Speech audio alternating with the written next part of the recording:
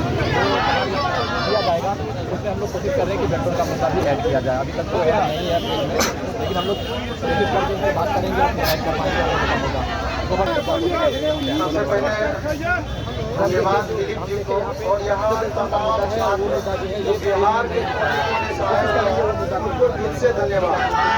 और समझिए यही आपके पेशेंस की कमी है कि अभी तो 4 दिन 5 दिन जितना लंबा मामला खींच सकता है, पेशेंस बनाए रखने की जरूरत है।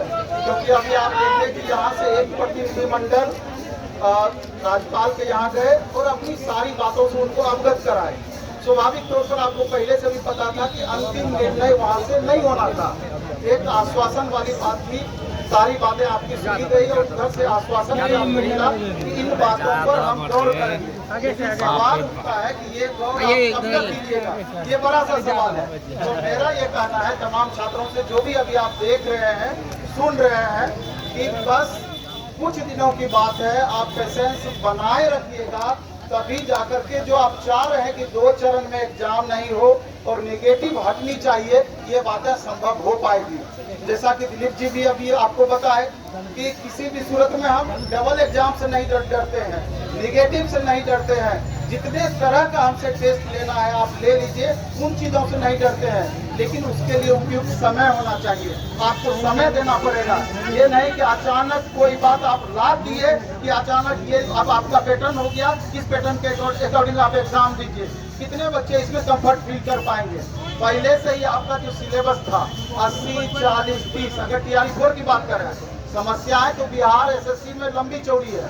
अगर हम पहले थोड़ा सा बिहार SSC पे बात रखें और रखना भी चाहते हैं, मेरे दिल में भी इच्छा है, क्योंकि बिहार SSC में देखिए, बिहार SSC +2 लेवल का वैकेंसी लगभग 3 साल के करीब आपका हो गया, उससे ज़्यादा ही हो गया, और 37 लाख से ज़्यादा छात्र वहाँ फॉर्म भरे हुए हैं। तो क्या आपकी ये आप चाहते हैं कि जैसे पिछले वैकेंसी में 2014 में आपने वैकेंसी निकाला था, 2023 में जाकर उसको आपने पूरा किया, लगभग 10 साल आपने लगा दिया था, क्या फिर वही इरादा है? बिल्कुल नहीं है, छात्र बिल्कुल भी नहीं चाहते हैं। बिहार SSC में मामला ये नहीं है, बिहार SSC में मामला है, संविदा का मामला है कि जो आप एक्स्ट्रा 33% या उसको 25% भी कर दीजिए, वो तो आपका तरीका है। अगर आप देखेंगे कि 600 में से 200 मार्क्स की बात करेंगे तो अप्रोक्स वो 33% पे चला जाएगा, और अगर आप 800 का 200 करेंगे तो वो 25% पे आ जाएगा। तो आप ये समझिए कि अगर 200 मार्क्स का एक्स्ट्रा वेटेज दिया जाए संविधान वालों को, तो कितने फ्रेशर कैंडिडेट का फाइनल सिलेक्शन हो पाएगा, ये समझने वाली बात है। और माननीय मुख्यमंत्री जी को ये समझाने वाली बात है। पता नहीं उनको कोई क्यों नहीं समझा पा रहे हैं अधिकारीगण, और जिन चीज़ों का छात्र लगातार विरोध कर रहे हैं। तो पहला तो संविदा का मामला है, जिसको हटाया जाए। दूसरा मामला है कि कितनी जल्दी आप एग्जाम का डेट देने वाले हैं, पारदर्शिता का मामला है। इसके अलावा भी आप देखिए CGL 4 का फॉर्म भराया गया है, अप्रोक्स 12 लाख कैंडिडेट आपका वहां पर है। BSO का है 2 लाख प्लस वहां का फॉर्म है। बिहार SSC के अंतर्गत परिचारी का फॉर्म भराया गया है, 40 लाख के लगभग वहाँ कैंडिडेट हैं। अगर कुल मिला के हम मानते हैं बहुत सारे कॉमन छात्र हैं, लेकिन अगर ओवरऑल जोड़ दीजिए तो 1 करोड़ से ज्यादा कैंडिडेट पहुंच जाएंगे। क्या 1 करोड़ युवाओं को आप इग्नोर करने का साहस रखते हैं? यही साधारण बात नहीं है। कहीं ना कहीं आपको आत्मबल है, इस बात पर इतना आपका दम्भ है, जो 1 करोड़ छात्रों को आप इग्नोर कर रहे हैं, बड़ी बात है। तो तमाम छात्रों के लिए हम कहना चाहते हैं कि ये तो बिहार SSC का मामला हुआ। इसके अलावा बिहार दरोगा की बात करें, आप बिहार दरोगा में देख रहे हैं कि चाहे वो CSPC हो या अन्य एजेंसी, जो बिहार पुलिस बिहार दरोगा का कंडक्टिंग एजेंसी है, नहीं, हम वही बात आपको बता रहे हैं कि पारदर्शिता वहाँ सबसे बड़ा इशू है। कितने दिनों से छात्र लगातार मांग कर रहे हैं, क्वेश्चन पेपर हमको मिलना चाहिए, आंसर की मिलना चाहिए, OMR सीट का कार्बन कॉपी मिलना चाहिए। और क्या परेशानी आयोग को है, ये समझ में नहीं आ रही है, आखिर क्यों नहीं देना चाहते हैं? इतना सब कुछ टेक्नोलॉजी एडवांस हो गया। माननीय प्रधानमंत्री जी हमेशा टेक्नोलॉजी की बात करते हैं, और बिहार में ये बातें आयोग को समझ में नहीं आती है। तो एक बड़ा सा मांग इनको भी लेकर के है कि दरोगा बहाली हो या बिहार पुलिस की बहाली हो, 100% पारदर्शिता आपको फिक्स करना होगा, और छात्रों का जो डिमांड है उस डिमांड को पूरा करना होगा। इसके अलावा अन्य पोस्टर आप देख लीजिए। बेल्ट्रॉन का ही मामला आप देख लीजिए। बेल्ट्रॉन में लगभग 9,500 छात्रों से ज्यादा का रिजल्ट दिया गया। उसमें पहला चरण में लगभग आधे छात्रों का बहाली कर लिया गया और सेकेंड लिस्ट की बहाली की बातें कही गई है। इससे पहले श्रेयसी सिंह आईटी मंत्री थी, वो आश्वासन दिए। अभी नीतीश मिश्रा जी आईटी मंत्री बने हैं, उनके द्वारा भी लगातार आश्वासन दिया जा रहा है। क्या सारा सिस्टम आश्वासन पर टिकी है और ये आश्वासन कितने दिनों तक छात्र बर्दाश्त करेंगे? तैयारी 4 का तो हमारा मामला है ही।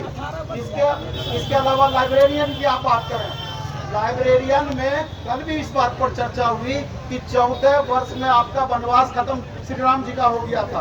18 साल हो चुका है और 18 साल में आप कैसे लाइब्रेरी को चला रहे हैं और कैसे चला पा रहे हैं लाइब्रेरी को? इससे अच्छा है, कल भी हमने एक बात इस बात का डिमांड किया कि सरकार से कि जितने भी आपने लाइब्रेरी कॉलेज खोल रखा है ताला लगा दीजिए उसमें। क्यों आप डिग्री बांट रहे हैं? झूठ आप लंबा खोज खड़ा किए हुए लगातार डिग्री आप बांटे जा रहे हैं, उस डिग्री का कोई यूज नहीं है और आपके सामने छात्र भी उस डिग्री में आग लगा देंगे जब आप वैकेंसी ही नहीं दीजिएगा। तो सरकार को इन बातों को माननी पड़ेगी। और आप देख लीजिए, इसके अलावे भी बहुत दिनों से हो रहा है कि असिस्टेंट प्रोफेसर की बहाली निकाली जाएगी, बिहार में बहाली निकाली जाएगी, वो भी एक अलग सा मामला है। तो अगर कुल मिलाकर अगर आप लिस्ट बनाएंगे तो आपका कई पेज समस्याओं में समाप्त हो जाएगा, लेकिन ये समस्या समाप्त होने वाला नहीं है। और माननीय शिक्षा मंत्री जी बीपीएससी तैयारी 4 के संदर्भ में वो बोल दिया है कि अब मामला जो मेरे अंतर्गत था अधियाचना भेजने का, हमारा काम अब समाप्त हो गया। अब आपका सामान्य प्रशासन विभाग जाने, बीपीएससी जाने और बीपीएससी को कहेंगे दोनों एक दूसरे के कंधे पर रख करके बंदूक चला रहे हैं। ये समझ में नहीं आ रहा है कि मामला किसका है। जब आपका मामला ही नहीं है, हम लोग आज के बाद हमको लगता है कि चर्चा ही छोड़ दे शिक्षा मंत्री का। जब वो बार बार हाथ खड़ा कर दे रहे हैं तब हमारा ये मामला नहीं है, अब तो हम चर्चा ही नहीं करेंगे। हम लोग डायरेक्ट माननीय मुख्यमंत्री जी की बात करेंगे, क्या चीज होनी चाहिए।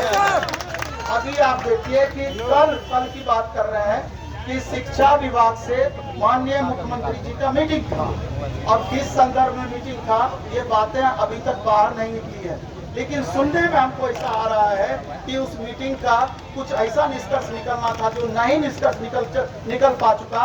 और माननीय मुख्यमंत्री जी अभी दिल्ली गए हैं, शायद 3 दिन के लिए दिल्ली गए हैं और कहीं ना कहीं बिहार में अभी जो ये मामला आप लोगों का बना है, इस मामला का भी निराकरण दिल्ली से होने वाला है। और हम लोग आशा करेंगे माननीय मुख्यमंत्री जी से, जैसे ही वो आएंगे और आप लोगों का मामला गंभीरता पूर्वक विचार करके उसका निदान करेंगे। अगर निदान नहीं करते हैं, ये हमारा जो चल रहा है ये प्रोटेस्ट ये कंटिन्यू रहेगा जब तक इसका निदान नहीं हो जाता।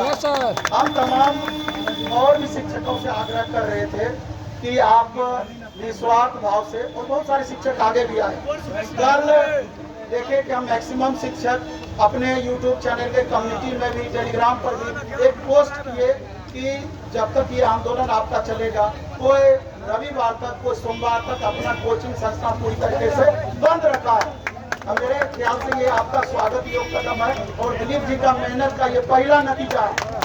तो इसलिए अगर दिलीप जी का हाथ को यूं ही मजबूत करते रहिएगा, दिलीप जी के साथ आपका साथ ऐसे ही बना हुआ रहेगा, तो जो आप मांग कर रहे हैं, जो मांगों की लंबी लिस्ट है, निश्चित रूप से वो पूरी हो पाएगी।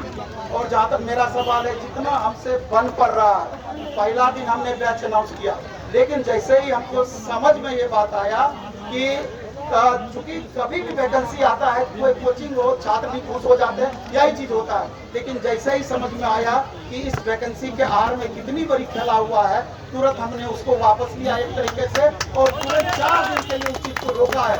जैसे ही हमको आत्मज्ञान हुआ, तो हम चाहते हैं ऐसे ही तमाम शिक्षक भी आप लोगों का सहयोग करें।